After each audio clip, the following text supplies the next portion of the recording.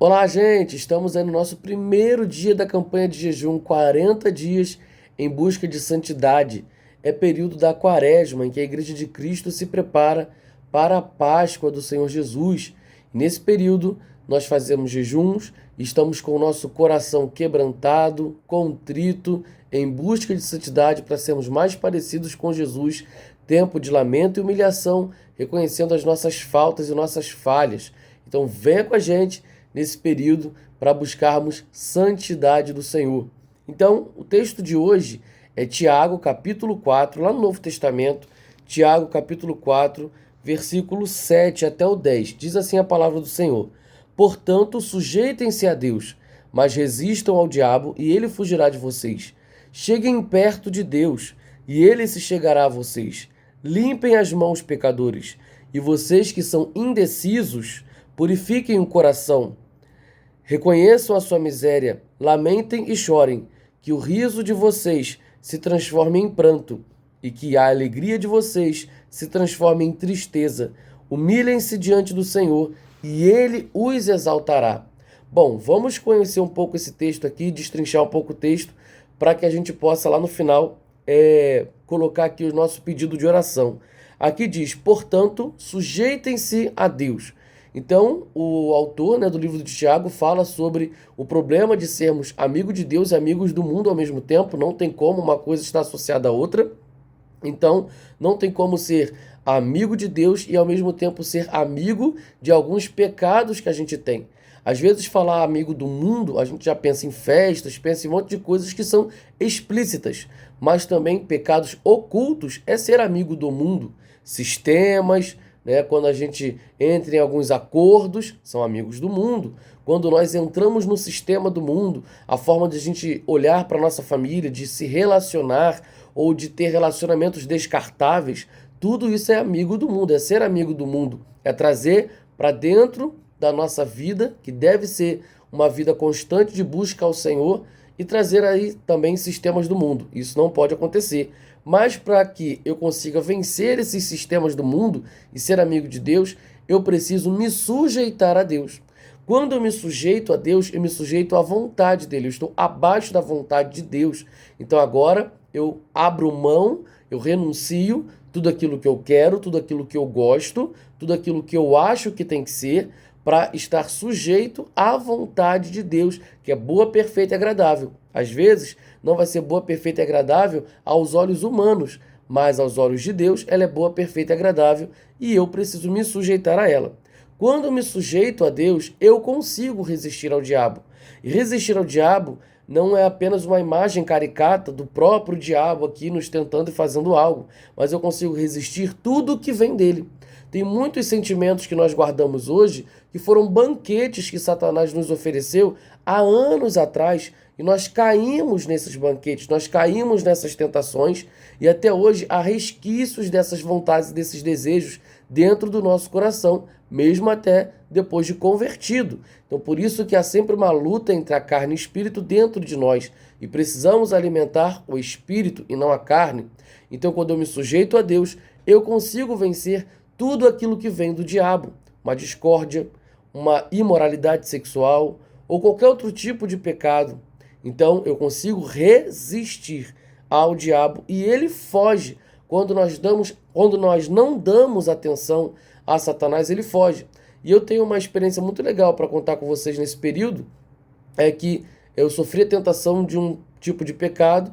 E eu lembro que teve um tempo que eu lutei contra isso, busquei ajuda, confessei meu pecado, tinha meus discipuladores. E aí naquele momento, quando vinha a tentação, eu tinha meus 18 segundos ali e eu colocava meu pensamento no Senhor e clamava a Deus e recitava versículos. E na hora aquela vontade sumia, ou seja, eu aprendi a sujeitar-me a Deus, ou seja, coloquei a vontade de Deus acima da minha, consegui resistir o diabo e ele fugia. Então eu não tinha mais a vontade. Continuando o texto, o Tiago ele vai colocar assim, cheguem perto de Deus e ele se chegará a vocês. Às vezes nós queremos que Deus venha com bênçãos, venha com diretrizes, que fale audivelmente para a gente, que a gente possa ter experiências sobrenaturais com Deus. E a gente quer que Deus faça isso sim todo dia. Mas aqui está a importância. Eu é que preciso chegar primeiro. Até porque Deus já chegou primeiro, Deus já abriu o nosso entendimento, já tocou no nosso coração. Então agora é minha responsabilidade, depois de ter o Espírito Santo dentro do meu coração, agora é minha responsabilidade chegar perto de Deus. Nós temos agora essa autoridade espiritual para buscar o Senhor, para nos enchermos do Espírito Santo. Então é nossa responsabilidade chegar perto de Deus. Com o quê? Com jejum, com orações, com cânticos espirituais, com gratidão. Não é isso que a gente aprende lá em Efésios? Como se encher do Espírito Santo? Então está aqui na palavra. E aí, quando eu chego perto de Deus, eu conheço o quê? As minhas faltas, as minhas falhas. E aí tá aqui, ó, limpem as mãos, pecadores. Quem é que vai me dizer que eu tô sujo? O próprio Deus. Ele me mostra, ele me fala das minhas imperfeições. E aqui também diz, ó, reconheçam a sua miséria. Infelizmente, muita gente não reconhece sua miséria. A gente sabe reconhecer a miséria do outro. A gente sabe reconhecer a falta do outro. A gente sabe reconhecer o pecado do outro. Mas quando a gente vai fazer isso pra gente mesmo, tem gente que não consegue reconhecer. Então peça ao Espírito Santo, Senhor, me ajuda a reconhecer a minha miséria. Me ajuda a reconhecer a minha podridão. Sonda o meu coração, me mostra onde eu tenho errado. Não é essa a oração do salmista? Mostra-me se há em mim um caminho mau e guia-me pelo caminho eterno. Foi o que o salmista escreveu. Aqui diz, ó, lamentem e chorem. Porque tem gente que conhece, quer dizer, que fala do passado, do pecado, e fala rindo. Ah, eu fazia isso. Ah, quando eu tinha uns 18 anos, há uns anos atrás, quando eu não era crente. Gente, isso não é engraçado, não. Então, ó, lamentem e chorem. A gente tem que lembrar com lamento, com choro, porque não é nada legal ficar longe de Deus. E aí diz aqui, o riso de vocês se transforma em pranto. É nesse período. Esse período de jejum de 40 dias é um momento de contrição, é um momento de pranto, é um momento da gente chorar mesmo pelo fato de a gente ter vivido longe do Senhor.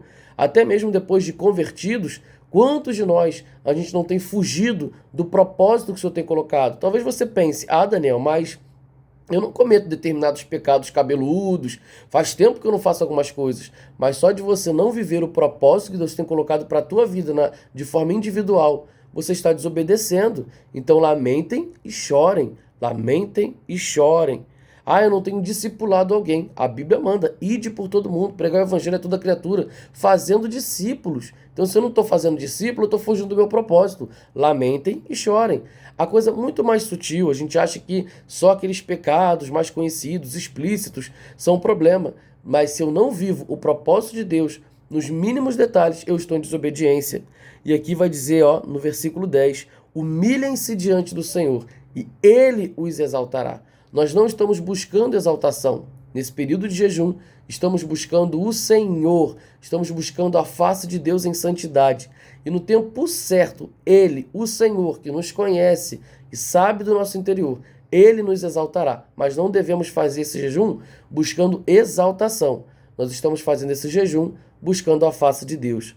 Olha, o desafio para hoje é você ter o seu momento com Deus e você escrever aí num caderno, numa folha, você colocar ali aquilo que você precisa lamentar e chorar.